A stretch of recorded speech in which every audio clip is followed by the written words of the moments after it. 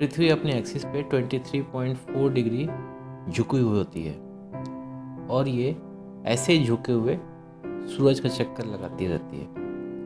इसको एक चक्कर लगाने में करीब 365 डेज या एग्जैक्ट फिगर में कहें तो 365 डेज 6 आवर 12 मिनट 36 सेकेंड लगते हैं।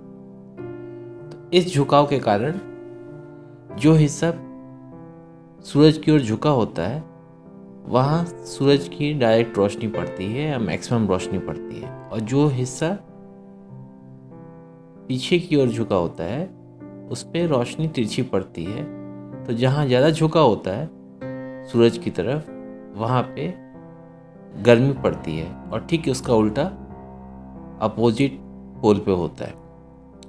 तो हमारा भारत जो है वो उत्तरी गोलार्ध में है, तो हम लोग यहाँ बात करेंगे सारी बातें वो भारत के हिसाब से बात करेंगे। मतलब अगर उत्तरी गोलार्ध में गर्मी है तो दक्षिणी गोलार्ध में ठंड होगी। होता सेम है, बस उल्टा सब कुछ करना होगा। तो इंडिया के हिसाब से कॉन्टेक्स्ट से ही हम लोग यहाँ बात करेंगे। तो जब मैक्सिमम नॉर्थ पोल सूरज की तरफ झुका हो, उसी मैक्सिमम झुकाव पे यहाँ सबसे ज़्यादा गर्मी होती है। तो जब नॉर्थ पोल का हिस्सा सूरज की ओर मैक्सिमम झुका होता है 23.4 डिग्री पे, तो सूरज की रोशनी यहाँ ज़्यादा पड़ती है और दिन सबसे लंबा होता है और रात सबसे छोटी होती है।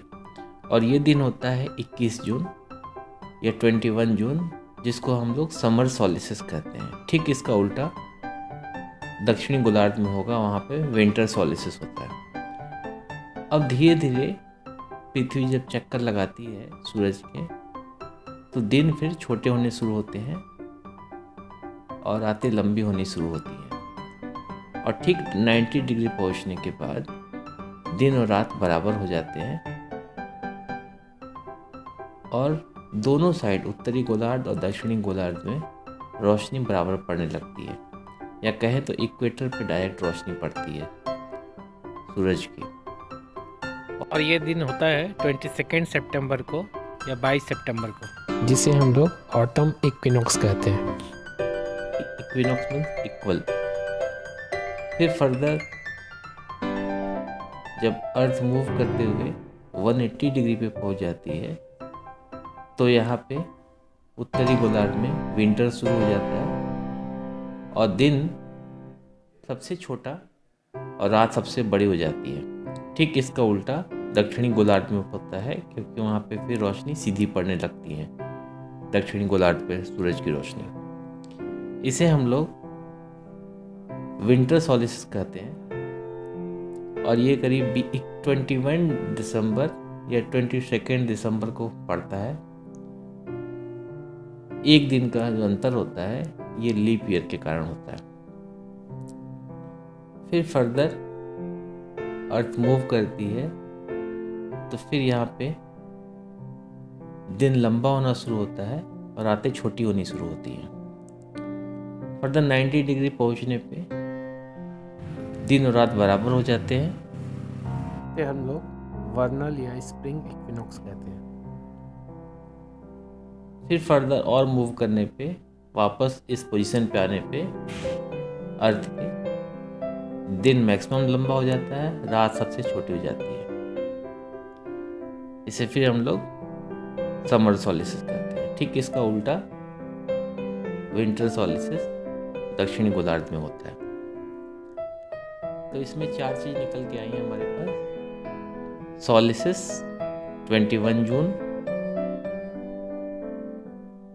जिसे समर सॉलिस्टिस कहेंगे, विंटर सॉलिस्टिस 21 दिसंबर, वर्नल या स्प्रिंग इक्विनॉक्सेस 20 मार्च, और ऑटम इक्विनॉक्सेस या फॉल इक्विनॉक्सेस 22 सितंबर। तो जब दिन छोटा होना शुरू होता है 21 जून से 21 दिसंबर तक, तो इसे हम लोग दक्षिणायन कहते हैं। और जब दिन बड़ा होना शुरू होता है 21 दिसंबर से 21 जून, तो इसे हम लोग उत्तरायण कहते हैं।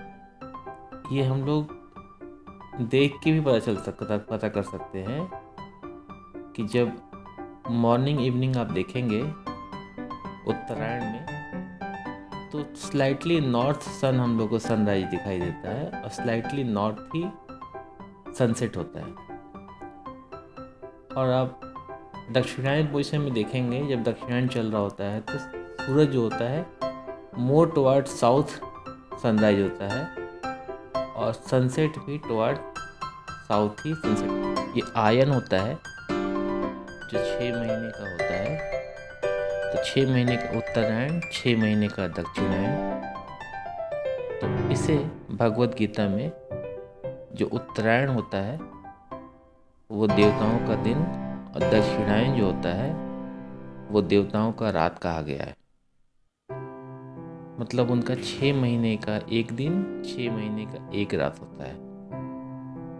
हमारे एक दिन के कंपैरिजन में कितना अंतर है, उनका 6 महीने का एक दिन, 6 महीने का एक रात। ऐसे हमने पिछली बार बताया था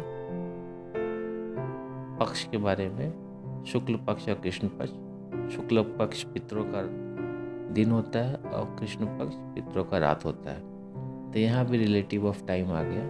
इन सबको एक साथ बाद में डिस्कस करेंगे। क्योंकि उत्तरायण में सूर्य दक्षिण गोलार्ध से उत्तरी गोलार्ध की तरफ मूव करता हुआ दिखाई देता है और इसमें दिन लंबे होने लगते हैं, इसलिए उत्तरायण कहते हैं। दक्षिणायन में ठीक इसका उल्टा होता है, दक्षिणी गोलार्ध की तरफ सूरज घूमता हुआ दिखाई देता है, तो और इसमें दिन छोटे होने लगते हैं, इसलिए दक्षिणायन कहा जाता है।